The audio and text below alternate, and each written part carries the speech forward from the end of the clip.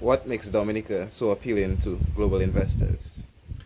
I believe the main appeal of the Dominica program is the fact that we are celebrating 27 years.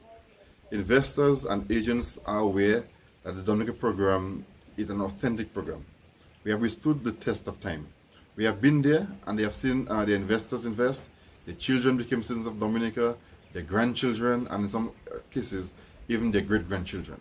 So we have seen that Dominica has gone through the test of time and we continue to strive and to get better and better like old wine. Investors are very impressed with the fact that the Dominica program has strong due diligence. That has been the cornerstone of our program over the years and we continue to improve.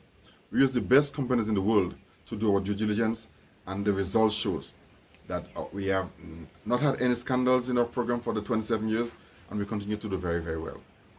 Also, the fact that we're able to process our files in a good time, within 3 months, investors are very pleased with that. So the investors are satisfied with the experience we have, they're satisfied with our due diligence process, they're satisfied with our processing time, and our threshold for investments have been very impressive and they have been satisfied with those as well.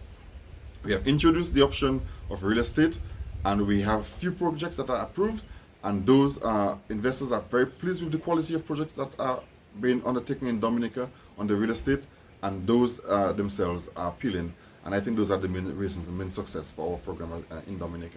What are the current options available for citizenship in Dominica? In Dominica, there are two ways of becoming a citizen of Dominica. One is through the direct government donation, where an investor could invest $100,000 minimum and become a citizen. Those funds go to the government and they utilize for national projects, be they infrastructure, be they education, be they agriculture, housing, or whatever. Or husband and wife would be more, and you could add your children and other members of your family who are dependents, your parents, your grandparents, your siblings, etc. So those once they're under 30 and are not married, you could include them as dependents. And then the other option is through real estate. Our real estate project program came in from 2014, and we have approved a limited number of projects. The idea is that the investors have a choice to choose among very few projects, so the funds can come in at a rapid rate and the projects can be completed. That has paid off very well for us. So we started off with Kempinski, which was done by Range, and that project sold out in record time, and the hotel is now opened. We have projects such as the Jungle Bay, which is a locally owned boutique high-end hotel. They have opened as well, and they are operating, and the investors invested well in that, and they're very satisfied with that. We have also the Anichi Resort, which is a Marriott Autograph collection. And again, Marriott being the world's largest hotel chain, Autograph being one of the highest level of hotel within the Marriott group of companies, that again is still not very well, and work is progressing quite nicely on that. We also have projects such as the Tranquility Beach, Curio, a project by Hilton, again another high-end quality hotel, another well-known brand that the investors are very pleased with. So these have been some of the main reasons for our success. Other investors and investors, we have other projects as well, such as we just brought in the Rainforest Eco Resort, and they are also selling very well. We have Bakotlet, and they too are operating very well. So we're very pleased with the projects that we have put on, and these are the two main areas for becoming citizens. One, direct government fund, or two, you could apply to join a pre-approved government real estate project, and those are limited, and those are all going very, very well. What processes allow for such an efficient application turnaround? I believe our application turnaround are efficient because we recognize each investor as a VIP investor. We only accept investors through local agents. These agents must know their clients. These agents must first do the background check on the clients, and therefore when the files come to us, they have already been vetted by the agents. That is important for us. We assign staff to each agent and to each investor, so they are treated with the respect that they need as VIP. We also, in the unit, use the best known due diligence firms to assist us in the processing. Those are well-renowned. They know and have staff in every major area of the world, every major capital, and therefore they can get along with the work very quickly.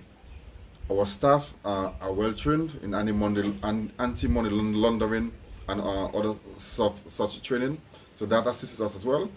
But what we do is to ensure that every applicant is assigned to a specific staff member in the unit who have a time by which to deal with every application and by every investor. Those help us go through. Our due diligence firms assist us in ensuring that the work that we do are done on a timely basis, and our staff are well trained. I believe those are the major factors to help us to process our files in the time that we do, and that is within 3 months. Dominica is time and time again endorsed for its multi-layered due diligence processes. What are these, and why are these important? For us, the first line of due diligence starts with our agents. They must submit a Know Your Client form, and they must do a whole check on every applicant before they send it in. That limits us receiving junk files and junk applications, really. So they have to be fresh out right there. In what ways does Dominica appeal to an investor who seeks frequent traveling? Our Dominica program appeals tremendously to investors who want to travel, and those are for simple reasons. In Dominica, we continue to expand on the number of visa-free access we have globally. Not too long ago, we were at 120. Today, we're up to 140 and counting.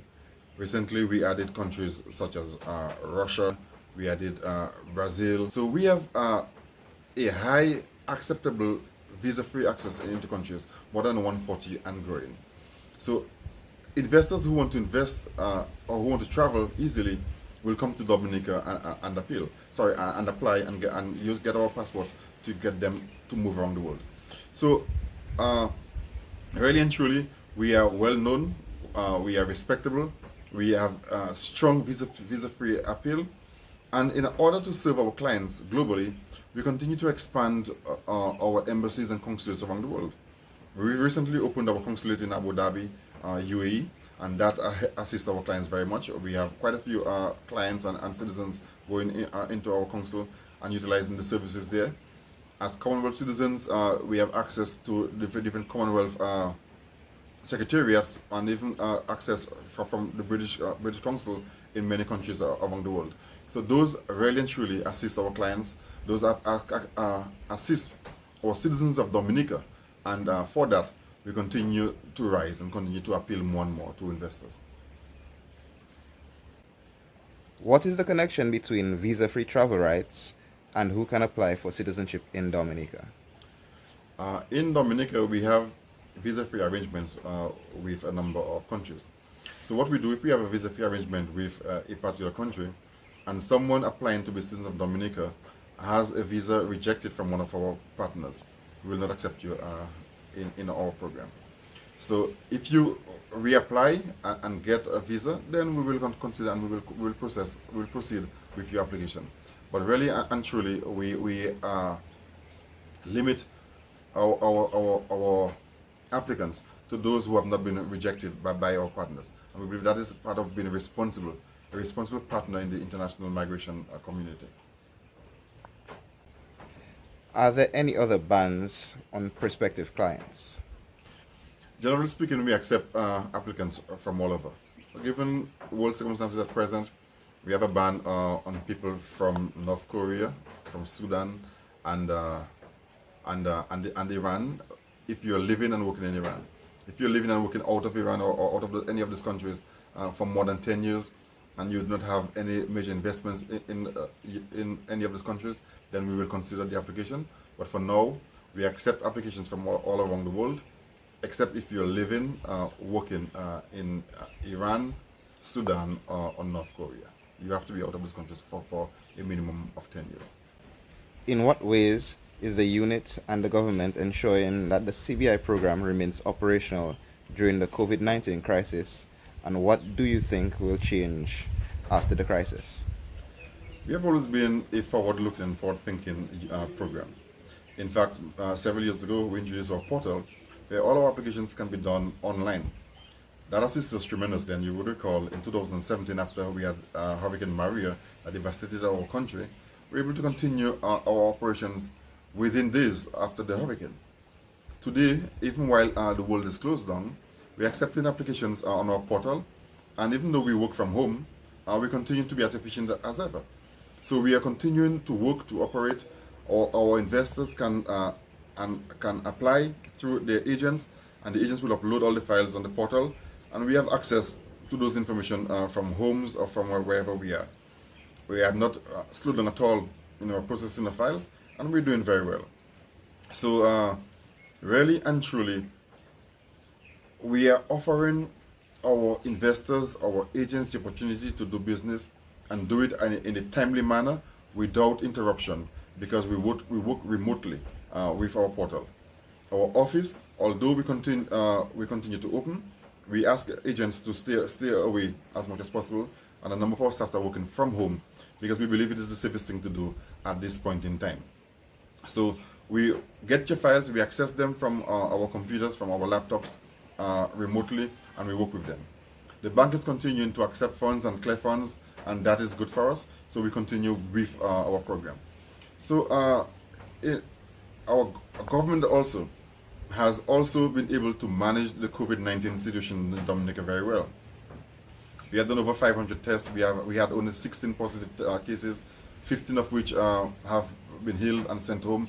We had no deaths, so our active case in Dominica continues or remains is today only one. We have not had a new case in over a month. So Dominica can be regarded as a country with very good healthcare system, very good healthcare management, and hopefully the world will look at us in good light after this COVID situation as a country not just beautiful in nature, efficient in citizenship management, experience in the CBI industry, but also one with a strong healthcare system where we protect and provide good services, healthcare services for our citizens and people who are here in our beautiful country.